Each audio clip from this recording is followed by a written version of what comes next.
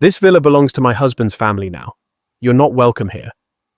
Those were my daughter's words as she handed over the keys to strangers and erased me from my own home. I didn't argue. I smiled and waited. Because when they showed up to move in, they didn't find a welcome party, they found a trap. The betrayal was brutal.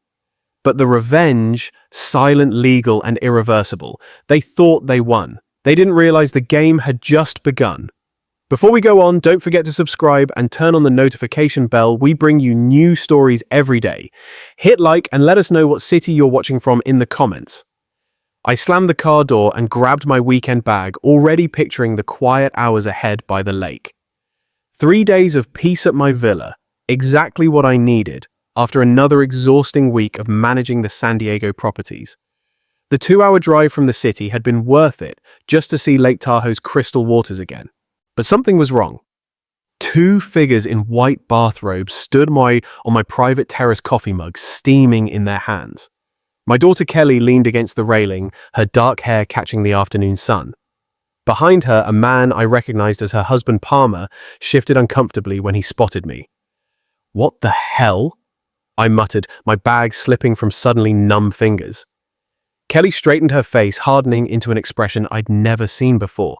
Not even during her worst teenage years had she looked at me with such cold dismissal. "Dad, you can't stay here," she called out, her voice sharp enough to cut glass. "Palmer and I are planning a romantic weekend." I blinked, certain I'd misheard. This was my villa. The deed had my name on it, bought with money I'd earned building half the commercial district in San Diego. Elizabeth and I had picked out every tile, every fixture, every piece of furniture. "But Kelly, this is my villa." I started, my voice trailing off as the absurdity of having to state this obvious fact hit me. "I don't care," she set her mug down with a sharp clink. "We were here first and we're not leaving." Palmer mumbled something I couldn't catch, but Kelly waved him off. Her bathrobe fell open slightly and she pulled it tighter with an angry jerk. "Honey, I drove 2 hours," I said, taking a tentative step toward the front door. "I just wanted to spend the weekend. Get out of here and don't bother us." Kelly's voice rose to a shout. "You're just in the way anyway." The words hit me like a physical blow. In the way, this was my property, my retreat, the place where Elizabeth and I had planned to grow old together, where I came to feel close to her memory.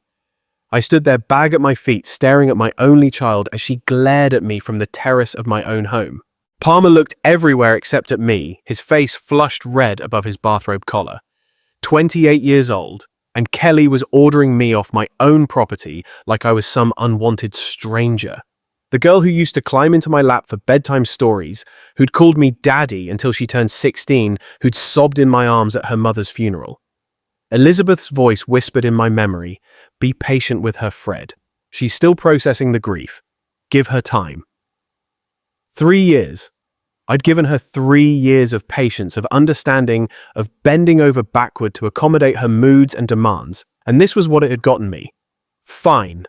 I heard myself say the word, tasting like ash. "Fine, I'll go."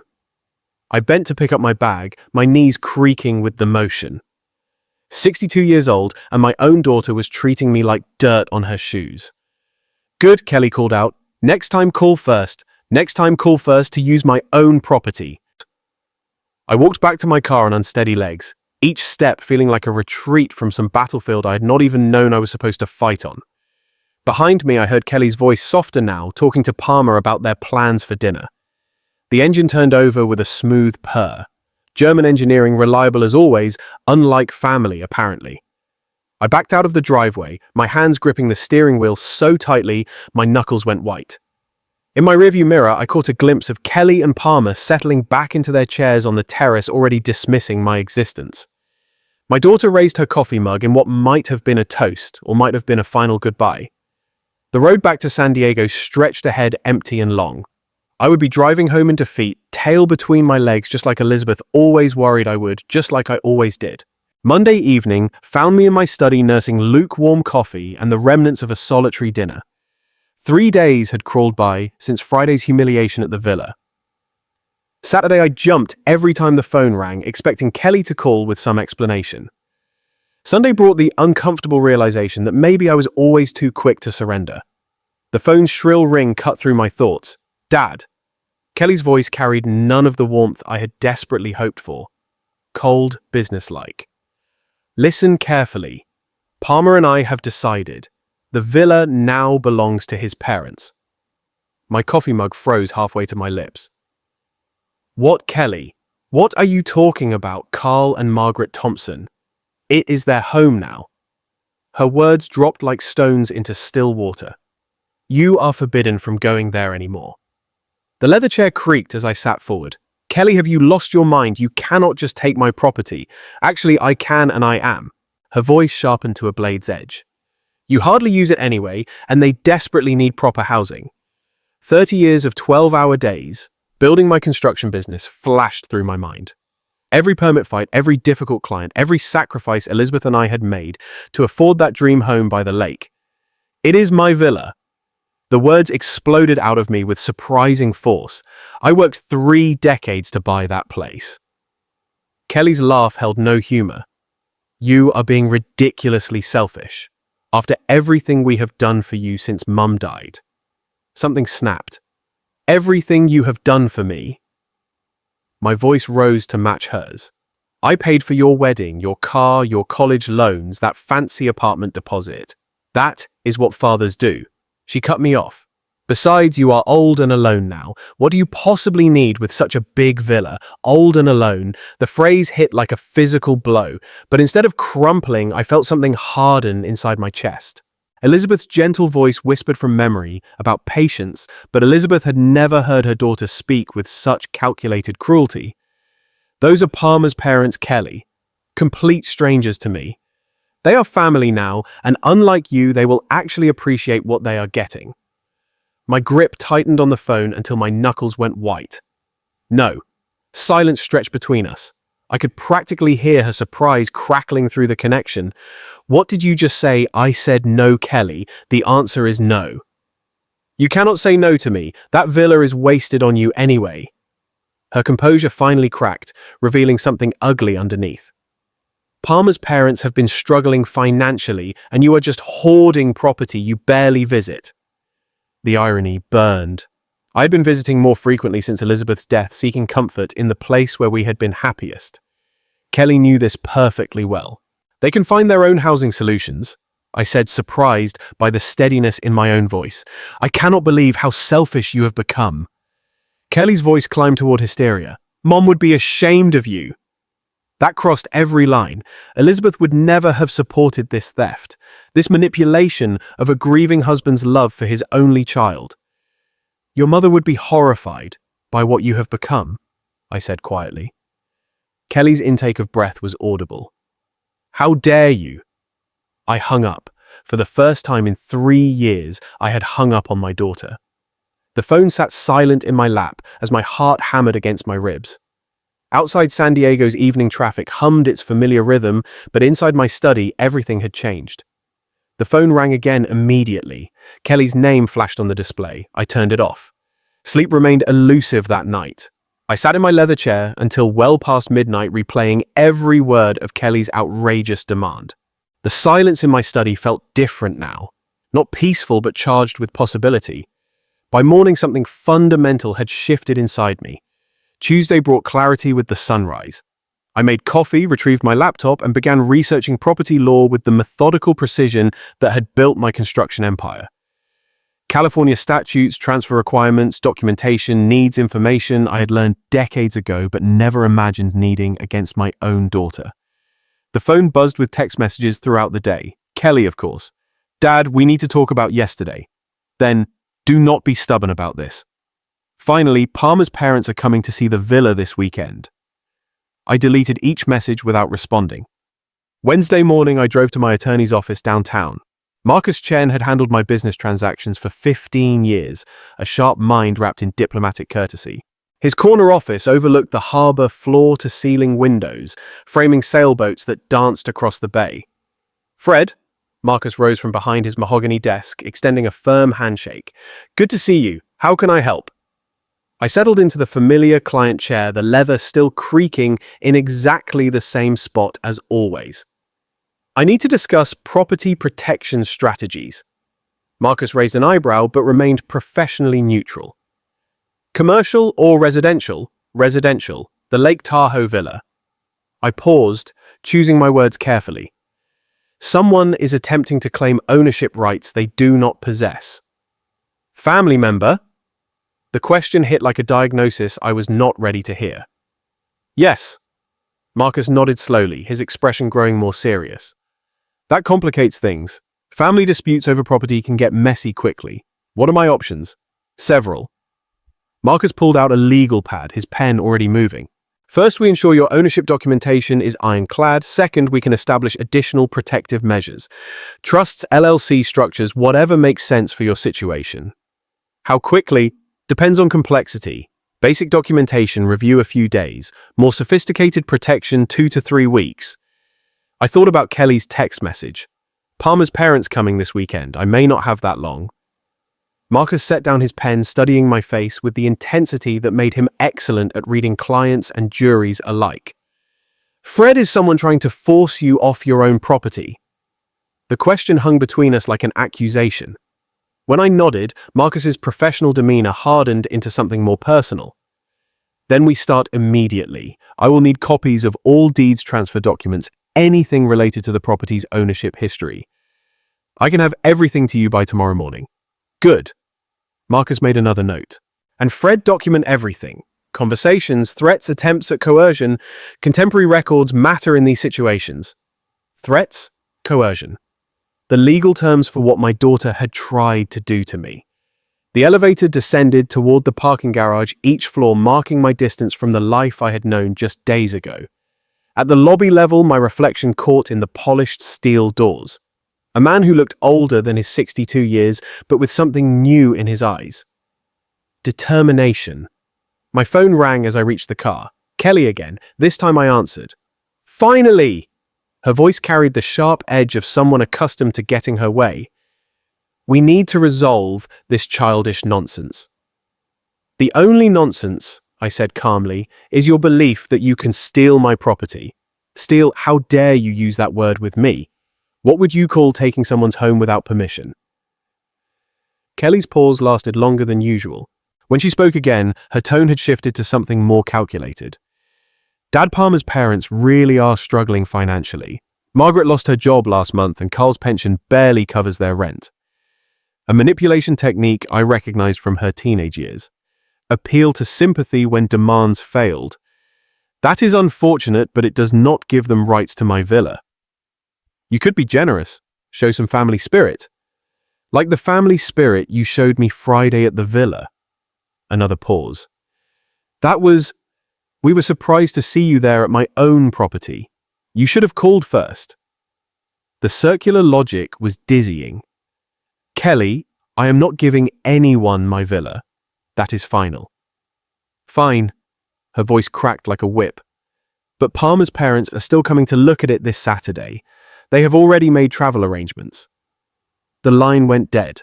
I stood beside my car phone, still pressed to my ear, listening to the dial tone. Above me, San Diego's afternoon sky stretched endless and blue, the same sky that had watched me build everything I own through decades of honest work. Saturday was 4 days away. The dial tone continued its mechanical hum while I sat frozen in my leather chair phone, still pressed against my ear. Kelly's words echoed in the sudden silence. Palmer's parents are still coming to look at it this Saturday. Look at it as if my villa were already theirs. Slowly, I lowered the phone and set it on the side table next to my forgotten coffee mug. The liquid had gone cold hours ago, a thin film forming across its dark surface. Outside San Diego's evening traffic provided it its familiar soundtrack, but inside my study, everything felt different. How long had this been happening?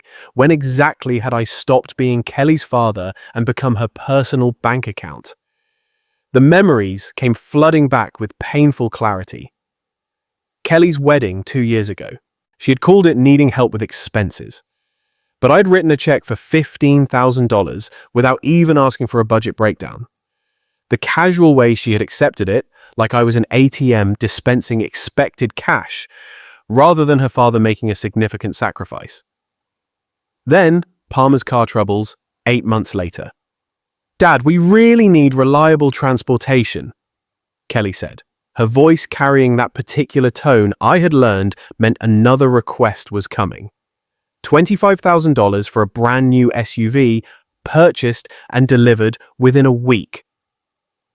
Palmer had shaken my hand with enthusiasm, but Kelly had barely looked up from her phone when I had handed over the keys. Elizabeth's voice whispered from memory. "Be patient with her, Fred. She is still processing losing me." But Elizabeth had been dead for 3 years now, and Kelly's processing had morphed into something else entirely. Something that looked suspiciously like calculated exploitation of a grieving father's desperate need to maintain connection with his only child. I stood up from my chair legs, stiff from sitting motionless for too long. My study walls displayed decades of business achievements, awards, photographs with clients, framed contracts from major construction projects, evidence of a man who had built an empire through careful negotiation and strategic thinking. So why had I become such a pushover in my personal life? The answer sat in a silver frame on my desk. Elizabeth's photograph taken during our last vacation to the villa. She was laughing at something I had said, her grey hair catching the Lake Tahoe sunlight. In the 3 years since her death, I had said yes to every one of Kelly's demands, terrified that saying no might drive away the last family I had left. But family did not steal from each other. Family did not manipulate grief into financial opportunity. Kelly's graduate school expenses had totaled nearly $40,000 over 2 years. I had paid every bill without question, even when she had switched majors twice and extended her program. Her thank you calls had grown shorter and less frequent, eventually disappearing altogether, except when she needed something else. Pattern recognition, a skill that had served me well in construction bidding wars and contract negotiations. Apply the same analytical approach to Kelly's behavior and the pattern became crystal clear. Each request had been larger than the last. Each expression of gratitude had been smaller. Each interaction had felt more transactional, less personal. I had thought I was being a good father. Instead, I had been training her to see me as a resource rather than a person. The wall clock chimed 8 o'clock. It sounded sharp in the quiet room. Palmer's parents would arrive at my villa in 4 days, expecting to claim ownership of a property I had spent 30 years earning. They had probably brought measuring tape and furniture catalogs, already planning how to rearrange my life's work to suit their comfort. Elizabeth's advice about patience had been sound when Kelly was genuinely grieving. But grief did not last 3 years. Grief did not plot to steal property from the person who had provided endless financial support. Grief did not hang up on a father after demanding he surrender his home to strangers. This was not grief anymore. This was greed. I picked up Elizabeth's photograph, studying her familiar smile. She had loved Kelly deeply, but she had also been the disciplinarian in our household. Elizabeth would never have tolerated this level of disrespect, this casual dismissal of my rights and feelings. "What would you want me to do?" I asked her image quietly. The answer came immediately in my own voice rather than hers.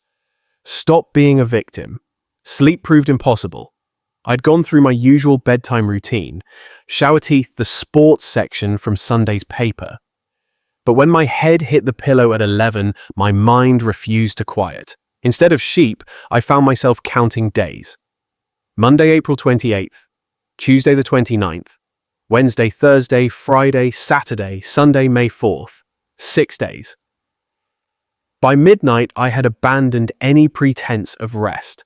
Lying flat on my back, hands clasped behind my head, I stared at the ceiling and let my mind work the problem like I used to work construction contracts.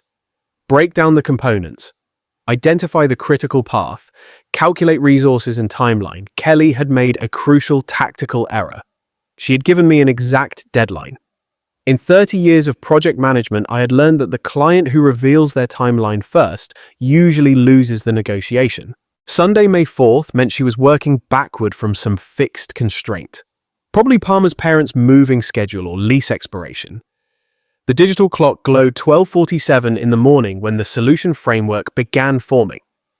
This was not about emotion anymore. This was about strategy, and strategy was something I understood. Every difficult client, Every impossible deadline, every contractor who tried to squeeze me for extra money. They had all taught me valuable lessons about human nature and leverage points. Rule 1: never negotiate from desperation. Kelly assumed I was desperate to preserve our relationship, which had been true for 3 years.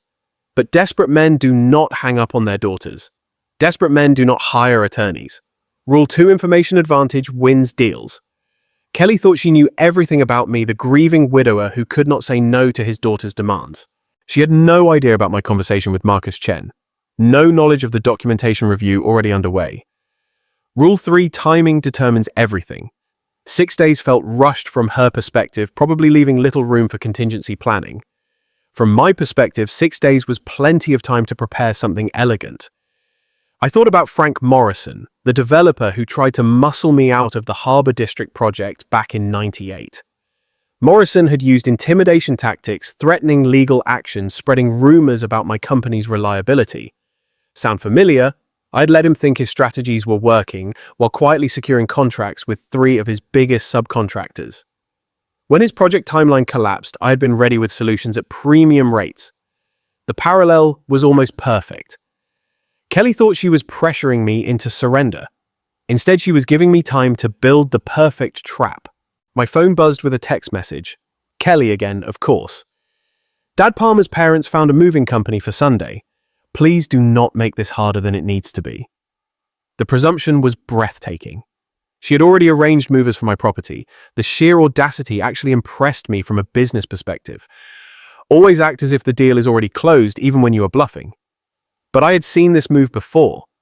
Tony Castellanos had tried the same tactic in 2003, showing up to my office with architectural plans for modifications to a property he did not yet own.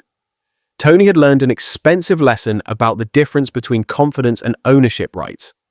Kelly was about to learn the same lesson. I deleted her message and set the phone aside. My mind was clicking through possibilities now. The same methodical process I had used to turn a small contracting business into a multi-million-dollar enterprise. Resources, timeline, desired outcome, acceptable risks.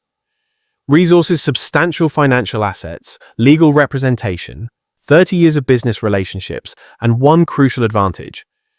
Kelly did not know about my neighbor Derek's technical expertise. Derek owed me a favor from last winter when I had helped him deal with a flooding issue in his basement. Timeline: 6 days to implement. Sunday execution. Desired outcome: complete reversal of Kelly's power position. Not just stopping her theft, but ensuring she understood the consequences of treating me like a victim. The clock read 1:23 in the morning when I finally smiled in the darkness. Elizabeth used to say I had a ruthless streak that emerged when someone pushed me too far. She had seen it with competitors who tried to undercut my bids through questionable tactics, with suppliers who had attempted to breach contract terms. "You are too nice 95% of the time," she told me once. "But that other 5% is absolutely terrifying." Kelly had never seen that 5%. She was about to get a masterclass. By 2 in the morning, the basic framework was solid. Tomorrow, I would approach Derek about the technical aspects. Wednesday, I would finalize details with Marcus. Thursday and Friday for preparation and positioning. Saturday night, I would drive up to Lake Tahoe one final time as the accommodating father Kelly expected me to be. Sunday morning would bring a very different Fred Martinez to the villa, one she had never met before. Tuesday morning brought the clarity that only decisive action can provide. I woke at 7 feeling more energized than I had in months. Showered, made coffee, and walked over to Derek's house at exactly 9 o'clock. My neighbor answered the door in his usual work-from-home uniform, faded jeans, and a Silicon Valley startup t-shirt. Behind wire-rimmed glasses, his eyes held the slightly unfocused look of someone who had been staring at code for hours. "Fred, everything okay?" Derek stepped aside, gesturing me into his home office, where 3 monitors displayed lines of programming text. "Actually, I need your help with a creative technical project." I settled into the chair beside his desk, noting the impressive array of gadgets and cables that filled every surface. Derek's eyebrows lifted with immediate interest. "What kind of project? You have definitely got my attention." "Home automation. Something involving motion sensors, voice assistants, maybe some lighting effects." I paused, watching his reaction. A surprise for some unexpected guests. Oh, this sounds fascinating. Derek swiveled his chair to face me fully. Like a haunted house setup, smart home integration with theatrical elements. Close enough. Exactly. The kind of thing that would really make an impression. Derek's grin was infectious. Fred, this sounds like something from a horror movie. When do we start? 2 hours later, we were loading Derek's SUV with enough technology to outfit a small research facility, motion detectors, programmable LED light strips, wireless speakers, hidden cameras, water flow controllers, and a tablet loaded with home automation software. The drive to Lake Tahoe flew by as Derek explained the possibilities. We can program cascading responses. Motion triggers lights. Lights trigger voice responses. Voice responses trigger water systems. The whole house becomes an interactive experience. How sophisticated can we make it? Sky's the limit. I am thinking motion sensors in every room, voice assistant programmed with custom messages, lighting that responds to movement patterns. Derek was practically bouncing in his seat. We could even add facial recognition if you want to target specific guests. Interesting. Let's start with the basics and see how much time we have. We reached the villa just after noon. Derek whistled appreciatively as we pulled into the driveway. Beautiful place, Fred. Your mysterious guests are going to get quite a welcome. The installation process revealed Derek's true expertise. Within minutes, he had mapped out sensor placement throughout the villa, identified optimal camera angles, and begun programming the tablet that would control everything. Motion detector here in the entryway, he explained, mounting a device no larger than a smoke alarm. The moment someone walks in, it triggers the living room lights to start this strobing pattern, while the voice assistant announces, "You are not the owners of this house. Leave immediately." And if they don't leave, Derek's eyes gleamed. Phase 2 motion in the living room triggers every faucet and shower in the house to turn on full blast. Plus the voice messages get more emphatic. We worked steadily through the afternoon. Derek ran cables behind baseboards, programmed response sequences, and tested each component with the precision of someone who genuinely loved technical challenges. I assisted where I could, amazed by the sophistication of what we were creating. The beauty of this system. Derek said adjusting a hidden camera behind a bookshelf is that it's completely legal. Motion-activated lighting, voice assistants, automated water systems, all standard smart home features, just creatively programmed. By 3 o'clock, every room contained at least 2 motion sensors connected to lighting effects that would strobe and flash in patterns Derek described as deeply unsettling.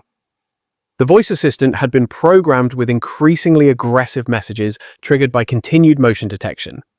Water systems throughout the house would activate randomly after the initial motion trigger. Have you ever felt like your kindness was taken for granted by someone you love? Drop a 1 in the comments if that's ever happened to you, and tell us how you found the strength to say enough. Let's test it, Derek suggested, tablet in hand. Walk into the living room. I stepped through the entryway. Immediately, lights began flashing in a disorienting pattern while the voice assistant proclaimed, "This property belongs to Fred Martinez. You are trespassing. Leave now." Derek appeared beside me, grinning broadly. "Keep moving around." After 30 seconds of continued motion, every light in the house began strobing while the voice changed to, "Warning, security system activated. Authorities have been notified. Vacate immediately." The sound of rushing water echoed from the kitchen and bathrooms as faucets turned on automatically. "Brilliant," I said, genuinely impressed. "Absolutely brilliant." Derek shut down the test sequence, looking enormously pleased with himself. The system has battery backup, so they cannot just flip the main breaker, and everything's controlled remotely through your phone. You can monitor the cameras, adjust settings, even activate manual overrides. As we packed up our tools, Derek's curiosity finally got the better of him. So when exactly are these mysterious guests arriving? Sunday morning. And they are really not expecting this. I thought about Kelly's text message arranging movers for my property. Let's just say they are planning to make themselves very comfortable in my home.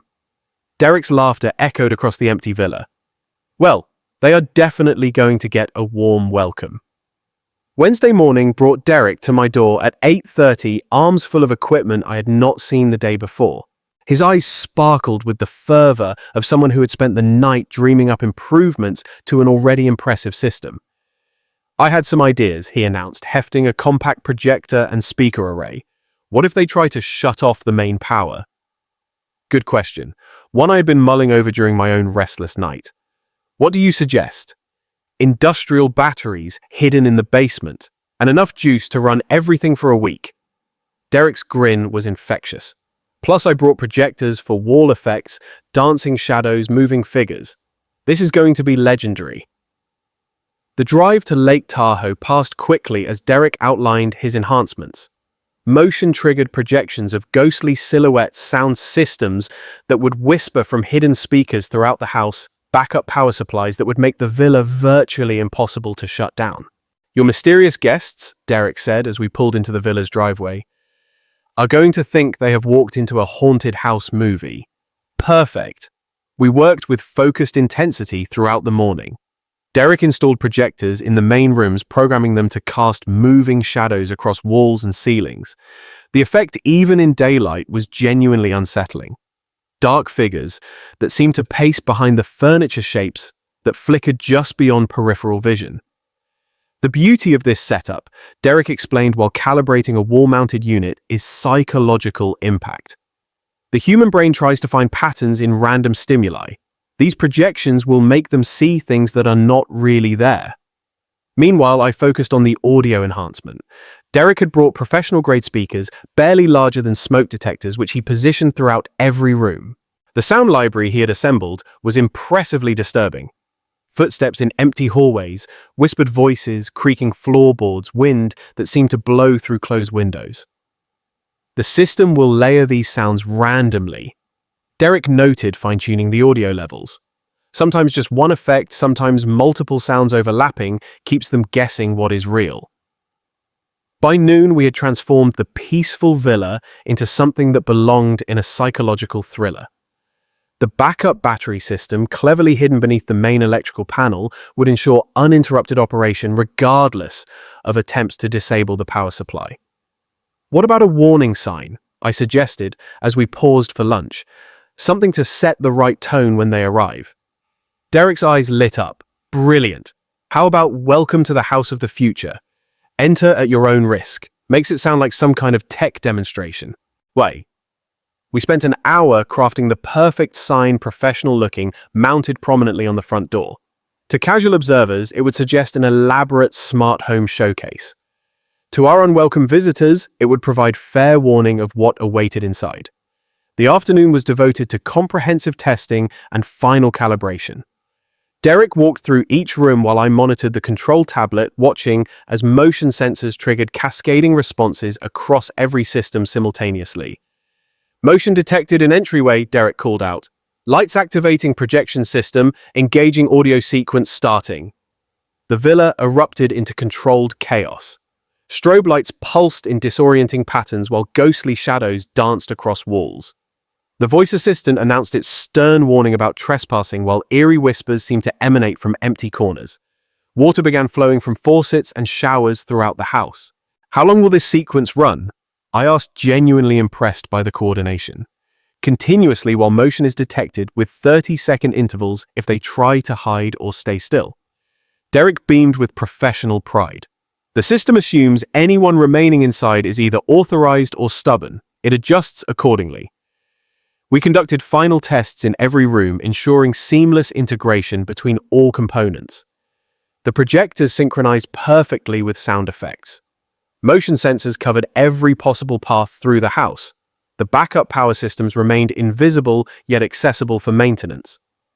As evening approached, Derek made final adjustments to the smartphone interface that would allow me to monitor everything remotely. Live camera feeds, system status updates, manual override controls, complete operational command from anywhere with internet access. "This is honestly the most sophisticated home automation project I have ever worked on," Derek said, packing his tools with obvious reluctance to leave his masterpiece. "Your guests are going to get the surprise of their lives." Standing in the doorway, I surveyed our handiwork one final time. The villa looked exactly as it always had, peaceful, welcoming, serene. But beneath that familiar surface lay a technological web that would respond to unwelcome visitors with relentless, inescapable intensity. "Thank you, Derek. This is absolutely perfect." Derek's laughter echoed across the empty villa as we locked up and headed to our cars. "I almost feel sorry for whoever shows up here Sunday. Almost." Sunday, May 4th.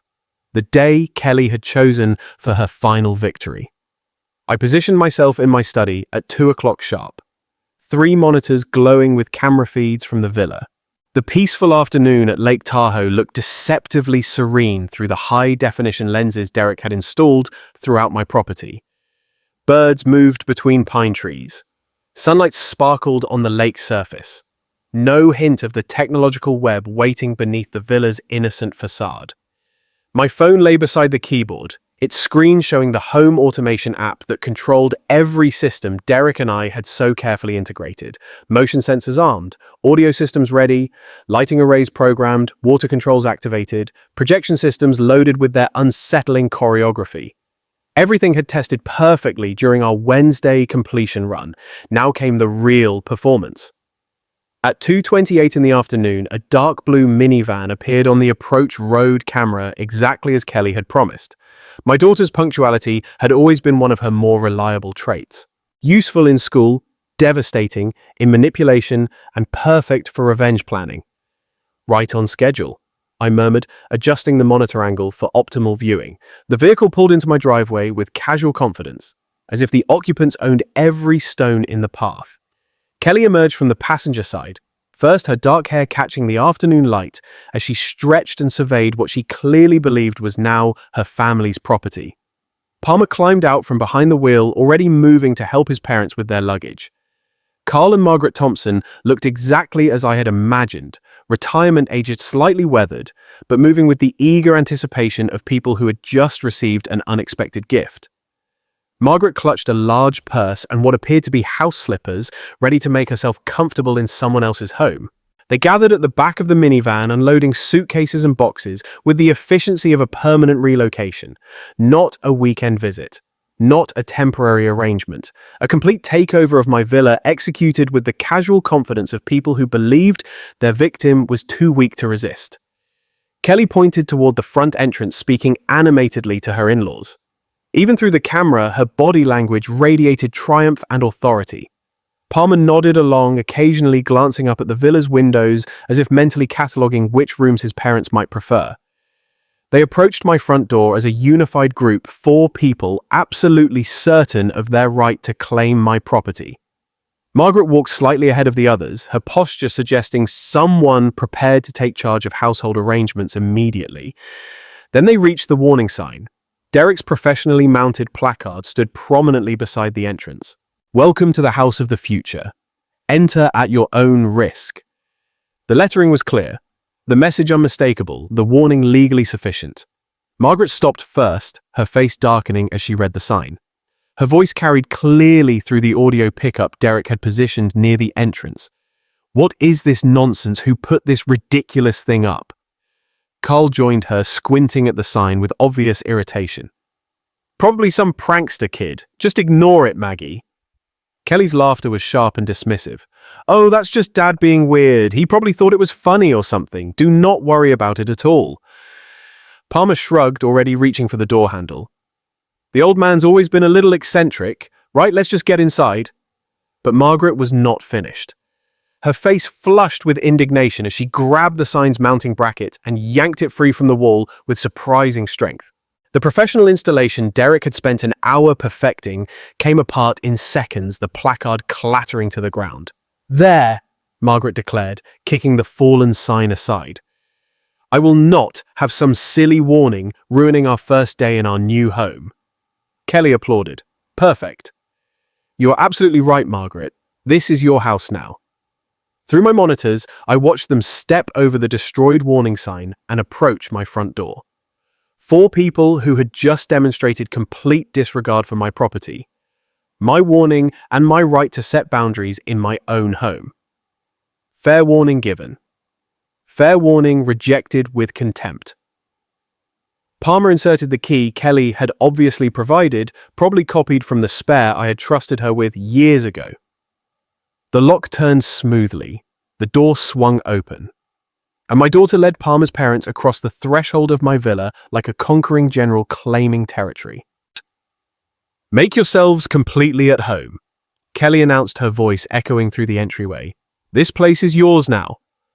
Margaret's delighted gasp was audible through the speaker system. "Oh, it's even more beautiful inside, Kelly. I can't believe how easy this was. Some people are just natural pushovers." The motion sensors registered their presence immediately, red indicators lighting up across my monitoring system. 4 targets inside the villa, systems armed and responsive, all technological elements ready for activation. I leaned back in my leather chair, finger hovering over the smartphone screen that would begin their education in respect for other people's property. Not yet. Let them get comfortable first. 10 in the evening arrived with the precision of a Swiss timepiece. Through the bedroom camera feed, I watched Kelly and Palmer settle into sleep in what they believed was their master bedroom. The guest room monitor showed Carl and Margaret already unconscious, exhausted from their day of claiming my property. Perfect timing for their technological awakening. My finger hovered over the master activation control Derek had programmed into my smartphone. One touch would unleash every system we had so carefully integrated throughout the villa. Motion sensors armed, audio sequences loaded, projection systems ready, water controls prepared. Time for my daughter to understand the difference between a victim and a strategist. I pressed execute. The transformation was instantaneous and magnificent. Every light in the villa began strobing in coordinated patterns, rapid flashes of red, blue, and white that turned the peaceful bedrooms into disorienting disco environments. Simultaneously, water erupted from every faucet, every shower, creating a thunderous symphony of rushing liquid throughout the house. Kelly bolted upright in bed, her silhouette visible against the chaotic lighting. Palmer scrambled beside her, both of them shouting questions that could not be heard over the technological assault. Then, the voice assistant joined the performance. "Attention, unauthorized intrusion detected." The announcement boomed from hidden speakers throughout the villa. "You are not the owners of this house. Leave the premises immediately." Through the guest room camera, I watched Carl and Margaret stumble from their bed in terror. Margaret's scream was clearly audible through the audio feed as dancing shadows began projecting across the walls. Ghostly figures that seemed to gesture and move with supernatural purpose. "Carl, do something." Margaret's voice cracked with panic. "I don't understand what's happening." Carl replied, his words barely audible over the rushing water and strobing lights. The beauty of Derek's programming became apparent as the systems cascaded in perfect coordination. Motion sensors detected their frantic movement between rooms, triggering additional audio warnings and intensifying the visual effects. The more they ran, the more aggressive the house became. Kelly appeared in the hallway, camera feed, her hair disheveled, her confident demeanor completely shattered. "This is impossible! Houses don't do this!" Palmer stumbled behind her, trying to reach what he thought was the main electrical panel. "Where's the breaker box? We need to shut this off." But Derek's backup systems were performing flawlessly. Even if they found the electrical panel, the battery systems would maintain operation for days. The villa had become technologically autonomous, responsive only to my remote commands. "Warning! Security protocols activated." The voice assistant announced again, "Unauthorized occupants will be removed." Margaret appeared in the living room camera, her face twisted with terror as projector-generated shadows danced around her. "This place is haunted. We have to leave." The door-locking sequence activated as Palmer reached the front entrance. Derek had programmed a 30-second delay, not long enough to trap them, but sufficient to create claustrophobic panic. Palmer yanked at the handle frantically. The doors will not open. What kind of system is this?" Through my monitors, I watched 4 people who had confidently invaded my property, now reduced to terrified, confused victims of technology they could not understand or control. Kelly, who had dismissed me as weak and accommodating, stumbled through strobing lights while invisible speakers whispered around her. Palmer, who had planned to solve his parents' problems with my villa, could not even solve the mystery of a smart lock. The projection systems reached their programmed peak, filling every wall with moving figures that seemed to watch and follow their panicked movements.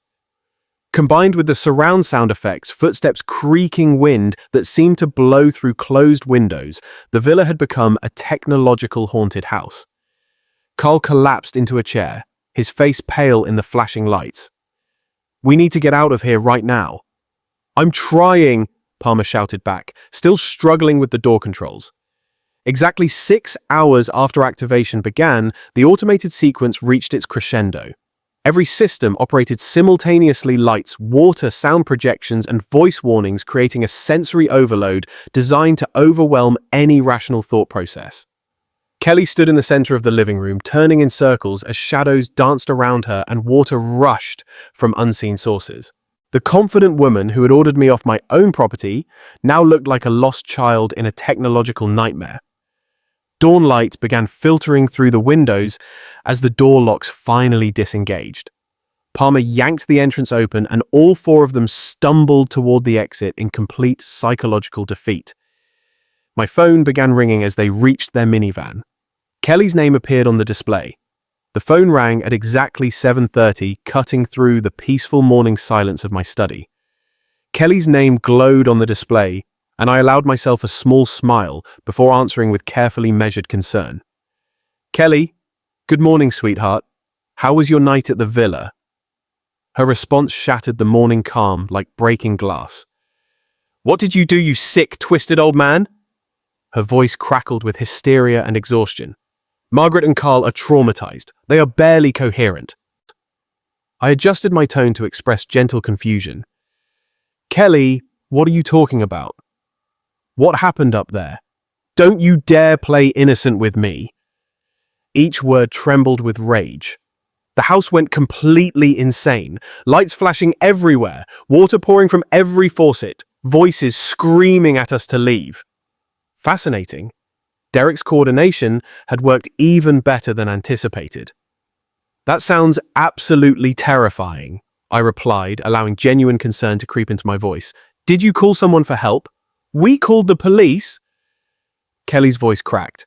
"They came out at 6 in the morning, searched everything, found nothing wrong.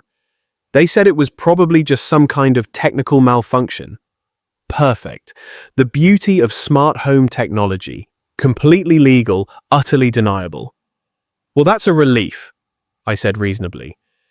"At least you know there was not any real danger." Real danger. Kelly's scream was so loud I had to hold the phone away from my ear. We did not sleep for 8 hours. Carl collapsed twice. Margaret will not stop crying.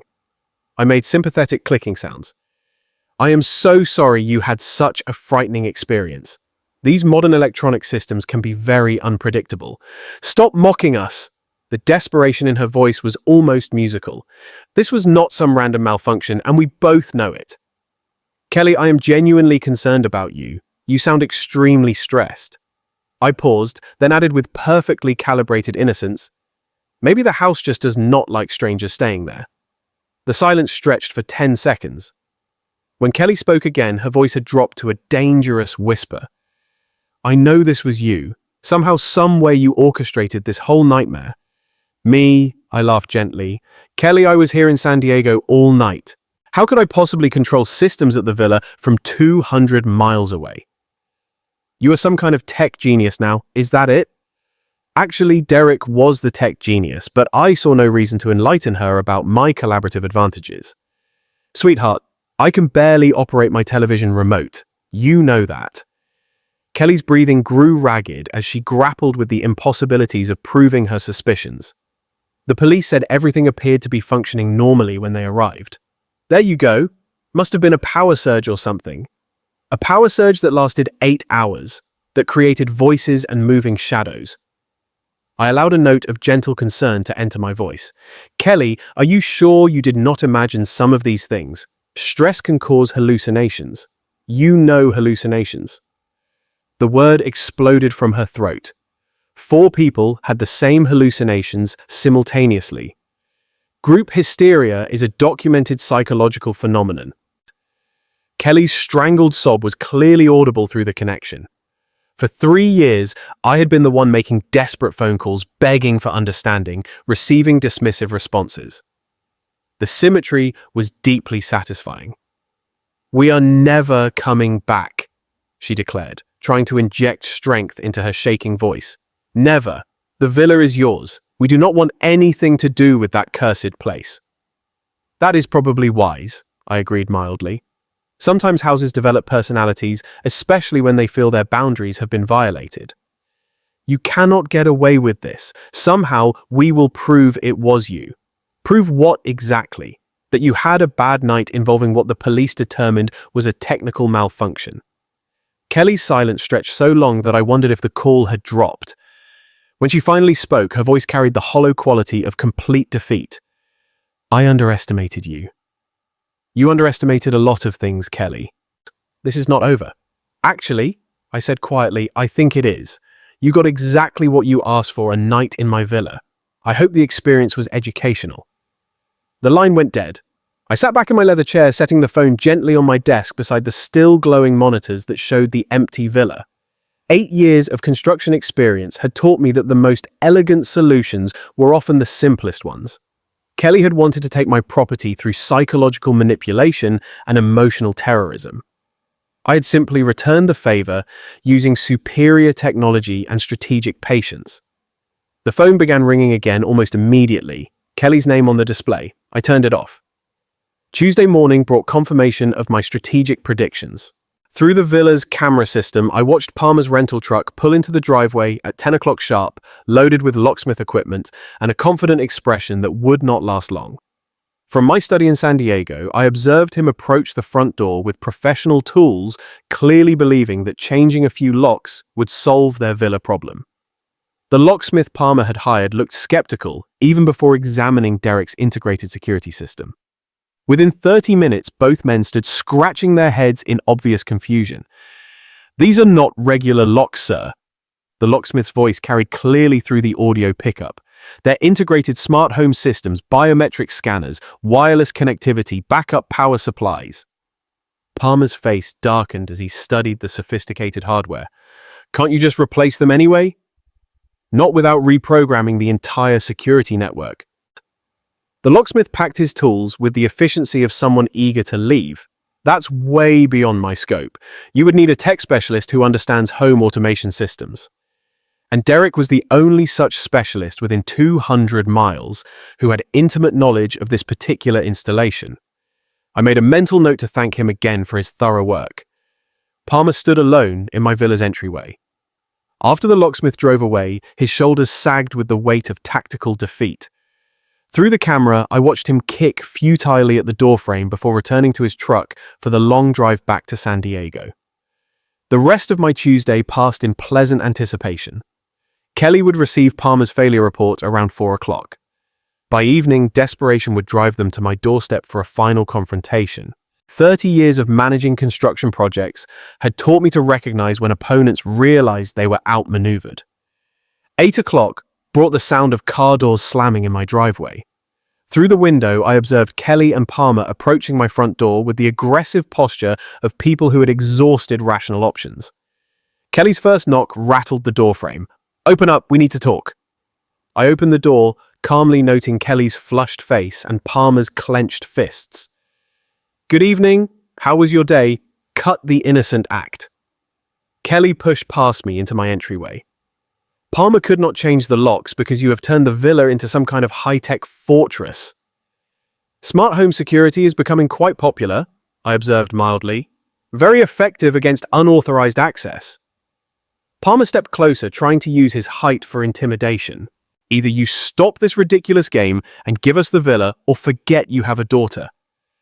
"Is that supposed to be a threat or a promise?"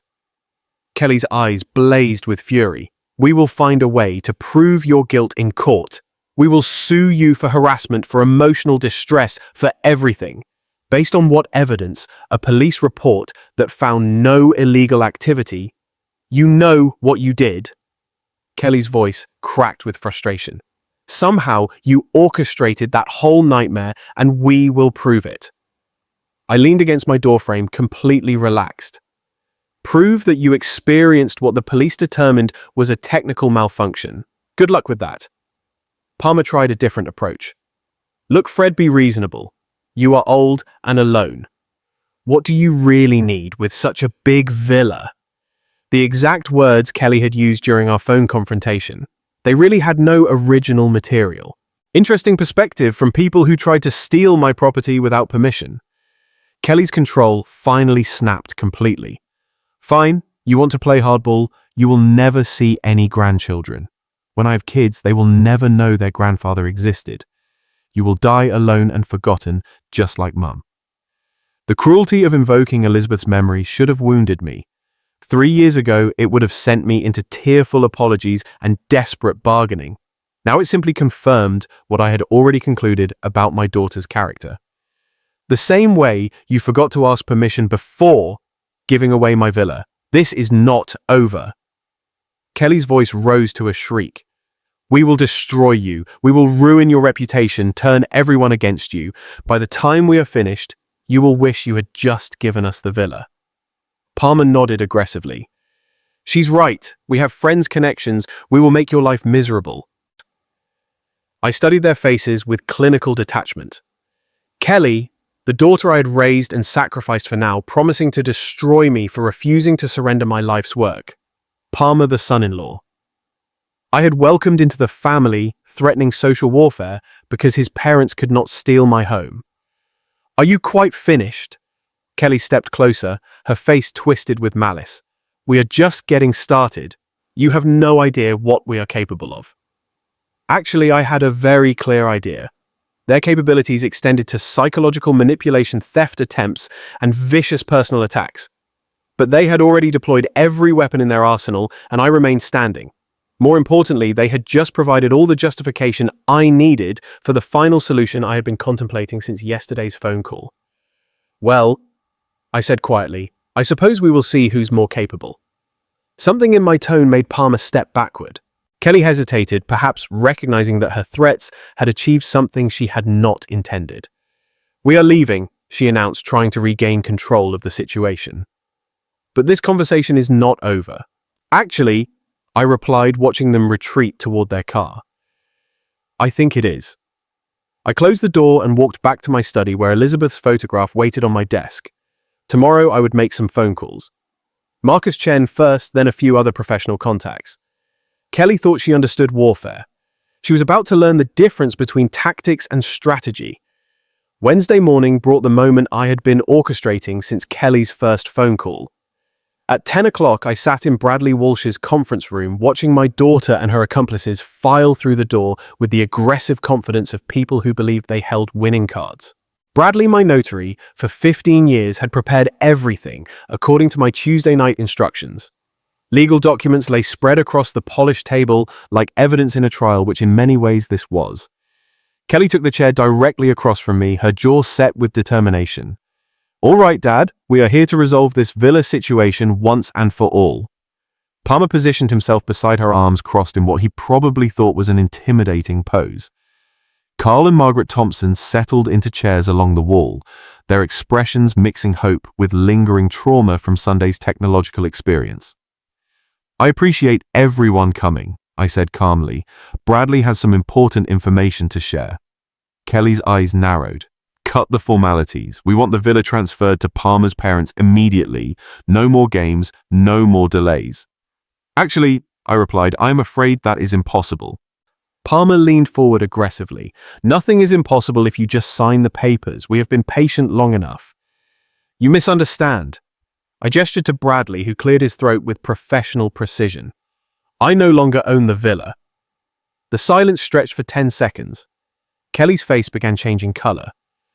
What exactly does that mean? Palmer demanded. Bradley opened the top folder on his desk. Mr. Martinez transferred ownership of the Lake Tahoe property to the Second Chance Foundation for Homeless Assistance. The transfer was completed Monday morning and is completely legal. Kelly's voice cracked like breaking glass. That is impossible. You had no right. I had every right to transfer property I owned, I said quietly. Everything is legally documented and irreversible. Palmer's confident posture collapsed. But we had an agreement. Kelly said the villa was ours. Bradley's professional tone never wavered. Mr. Martinez can only transfer property he actually owns. The foundation owns the villa now. Kelly shot to her feet, her chair scraping against the floor. You cannot do this to us. We need that villa. You tried to steal it, I observed. This seemed like a more appropriate solution.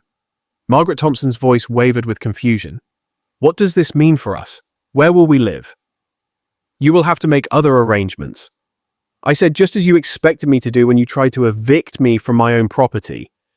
Kelly's hands trembled as she gripped the table edge. This is just spite, pure revenge. This is justice. I met her eyes steadily. And it is permanent.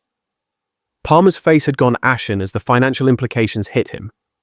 Our plans, our future, we counted on that villa to solve our problems. Perhaps you should have asked permission before making those plans. Bradley spread additional documents across the table.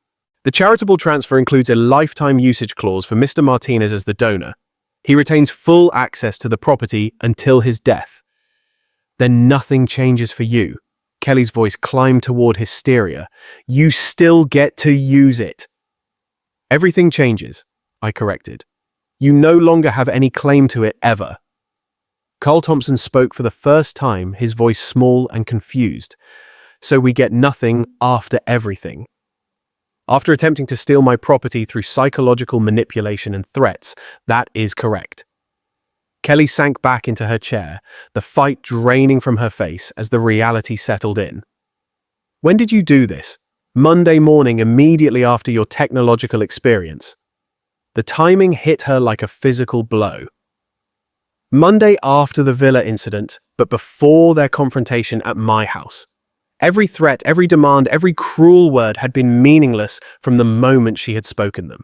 Palmer's voice was barely a whisper. You were always planning this. I was always planning to protect my property from people who thought they could take it through manipulation and intimidation. Kelly stared at the legal documents as though they might dissolve under her gaze. The charity thing, that is just a trick, right? Some way to maintain control. Bradley answered before I could. The Second Chance Foundation is a legitimate charitable organization. The transfer is genuine and irrevocable. So you win, Palmer said bitterly. Is that what you wanted to hear? I wanted to hear nothing from any of you, but since you insisted on this conflict, yes, I win. Kelly's composure finally cracked completely. You have destroyed our future. Palmer's parents have nowhere to go. They can go anywhere except my villa. Margaret Thompson began crying quietly. Carl patted her shoulder with the helpless gestures of a man who had never understood how they had arrived at this moment. Kelly stood on unsteady legs, her confident aggression replaced by hollow defeat. Come on, there is nothing left to discuss. As they filed toward the door, I called out one final observation. Kelly! She turned back, her face a mask of exhaustion and rage. Next time you try to manipulate someone, remember that business experience beats emotional terrorism. Every time. The door closed behind them with a soft click. Bradley and I sat in comfortable silence, surrounded by the legal documents that had just ended a war I had never wanted to fight. Masterfully planned, Fred, Bradley said finally. 30 years of construction contracts taught me to always have an exit strategy. I gathered my copies of the documents and walked toward the door. Time to drive up to Lake Tahoe and enjoy my villa in complete peace. Thursday morning brought the first sunrise in 3 years that I could watch without fear, anger, or defensive calculation. I drove to Lake Tahoe through California's spring landscape, feeling something I had almost forgotten existed: simple contentment. The villa welcomed me with the silence of a house that belonged once again entirely to its rightful occupant. I used my key without checking over my shoulder, entered without listening for hostile voices, walked through rooms that held memories of recent technological warfare, but felt somehow cleansed. My first task was restoration. Derek's cameras came down easily, their sophisticated mounting hardware yielding to basic tools and determined purpose. Motion sensors, voice assistants, projection systems, each component of our elaborate revenge theatre got carefully packed into boxes for return to my helpful neighbour. Within 2 hours, the villa had returned to its natural state. No blinking lights, no hidden microphones, no technological defenses. Monitoring invisible approaches, just a house by a lake, owned by a charitable foundation, occupied by a man who no longer needed to protect himself from his own family. I made coffee using the same machine that had witnessed Sunday's chaos, then carried my mug to the terrace where Elizabeth and I had shared countless peaceful mornings. The lake stretched before me, its surface reflecting the late morning sun in patterns that seemed to dance with possibility rather than threat. For the first time since my wife's death, I sat completely still. The transformation felt almost mystical in its completeness. 3 years ago, I had been a broken widower who confused love with surrender, kindness with weakness, family loyalty with accepting abuse. The man who had built a construction empire from nothing had somehow forgotten how to protect his own boundaries. Elizabeth's voice whispered through memory, clearer now, unfiltered by grief and manipulation. "Be patient with Kelly," she had said. "She is processing her loss." But Elizabeth had never meant for patience to become permanent victimhood. She had never suggested that love required accepting theft, manipulation, and psychological terrorism.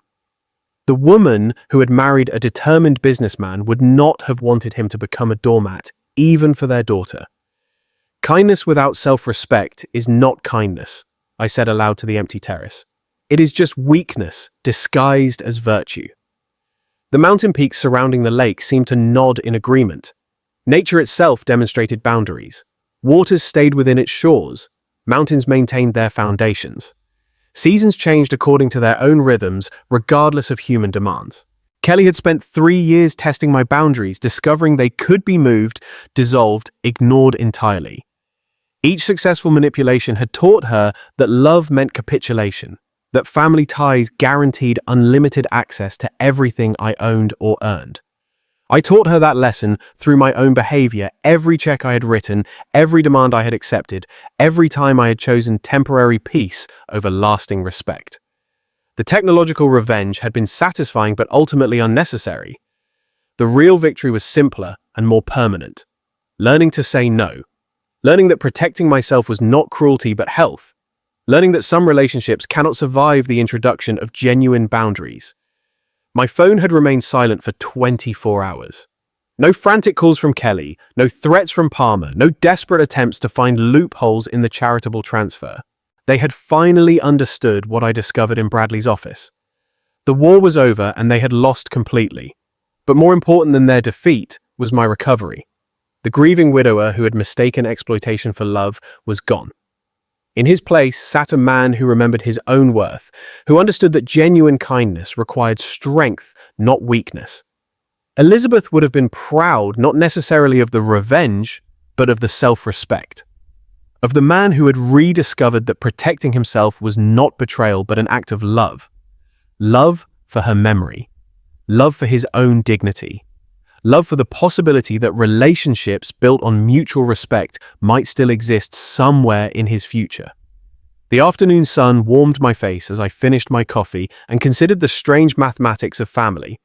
Kelly had calculated that emotional manipulation plus financial pressure would equal permanent access to my assets. But she had never considered that trauma plus time plus strategic thinking might equal a father who finally learned to protect himself. Lake Tahoe's eternal calm reflected a truth I was finally ready to accept. Some battles end not with reconciliation, but with the understanding that peace requires distance. Some love expresses itself not through surrender, but through boundaries. For the first time in 3 years, I felt like myself again. I used to believe that being a father meant giving everything, even when it hurt me. But today, I understand that real love does not mean letting others walk all over you. It means knowing when to protect yourself before everything spins out of control. I had allowed pain to define the relationship between me and my daughter until I lost myself in the process. But now I am no longer the man who quietly surrendered just to keep the peace. I am Fred Martinez, a father, a husband who lost the love of his life, but who has learned to rise again from the pit of resentment and regret, reborn as a man who knows his worth. If you have ever had to set boundaries just to hold on to your peace, share your story in the comments. I truly want to hear how you found the strength to move forward. If this story moved you, please like the video, share it with someone who needs to hear it, and subscribe to the channel for more stories that speak to the heart. You can also turn on the notification bell to make sure you never miss a new episode. And if today you are also reclaiming your sense of self, leave the phrase "choosing self-love" in the comments below. It is not just a phrase. It is a powerful reminder that we all have the right to live as our true selves. I'll see you in the next story. Thank you for being here, sending you a warm hug and wishing you a peaceful day ahead.